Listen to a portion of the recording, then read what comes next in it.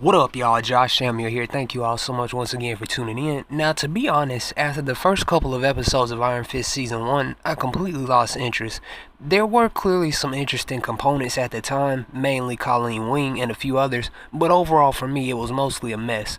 Aside from laughable fight choreography and some confusing plot elements early on, the biggest problem for me was, ironically enough, the immortal Golden Man himself, Danny Rand, played by Finn Jones.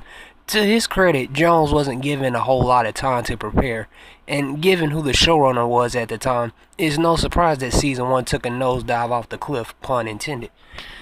As time passed and subsequent appearances in Fenders and Season 2 of Luke Cage this year, it was pretty evident that, outside of his own show, Danny Rand is usually handled much better elsewhere.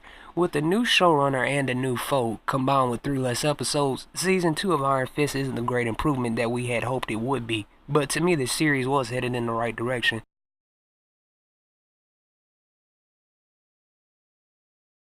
So Danny and Colleen are all booed up, and Joy is secretly plotting Danny's downfall behind the scenes. Joy's brother Ward seemingly wants to change himself for the better, as well as sleep with someone he's technically not supposed to. Pretty soon we are introduced to Mary, played memorably by the multicolored Alice Eve, and Danny's brother from another mother, Kung Lung mother, who goes by the name of Davos. And similarly to Bushmaster in Harlem, Davos feels that the Iron Fist is his birthright. It's mine, mine, mine.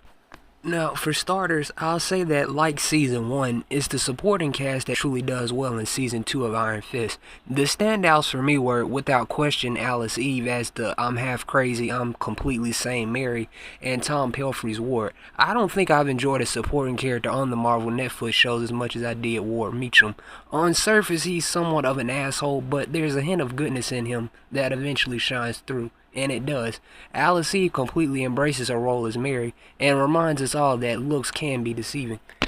Now, Colleen is put to good use this season as well, though I do wish that they had left the part with her becoming the Iron Fist out. Maybe it's just me, but it sort of brought Season 2 down a little bit for me, given the fact that Danny fought so hard for it in the first place. Even still, I enjoyed seeing Misty Knight crossover from Harlem. Much like Luke and Danny, the hints of a miniseries for Misty and Colleen are certainly sprinkled all over Season 2. The main antagonist, Davos, is basically an evil, twisted version of Danny, and he spends a great deal of his time paired with Joy Meacham. I enjoyed Davos for the most part, even how they ventured into some of his backstory with how he and Danny fought for the goal that they are both fighting for in present day. Now, Finn Jones certainly seems more in tune and more comfortable as Danny. I just wish that Danny felt as interesting here like he did on Luke Cage and the Defenders.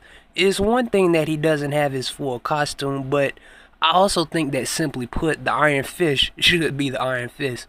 So overall, Jones is mostly better in this season than the first, but I certainly feel he could have been written better.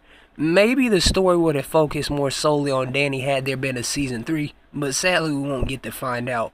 Despite my quibbles with Season 2, ultimately I feel it did make some significant improvements with some room to grow to something better.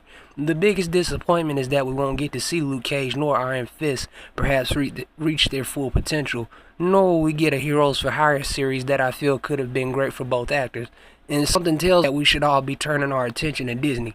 But that's for another video. Iron Fist Season 2's biggest triumph is that it corrects the goofy Power Rangers on ABC style level of fighting, and does a much better job this season. I don't know about everyone else, but the fight sequences in Season 1 to me were just not that good. But thankfully this season they look much better. All in all though, I do feel bad for both Finn Jones and Mike Colter, because watching interviews with both actors you can tell that they were really enjoying playing their characters. And aside from our Heroes for Hire TV series dreams being killed, Iron Fist ended on such a cliffhanger that you just know that they were making plans for another season, just like Luke Cage. The 10-episode format certainly works better, and with some standouts from both Tom Pelphrey and Alice Eve, Iron Fist Season 2 certainly improved and looked to be headed in the right direction, but sadly once again we'll never know. Season 2 all in all mostly does better in ways that Season 1 failed to.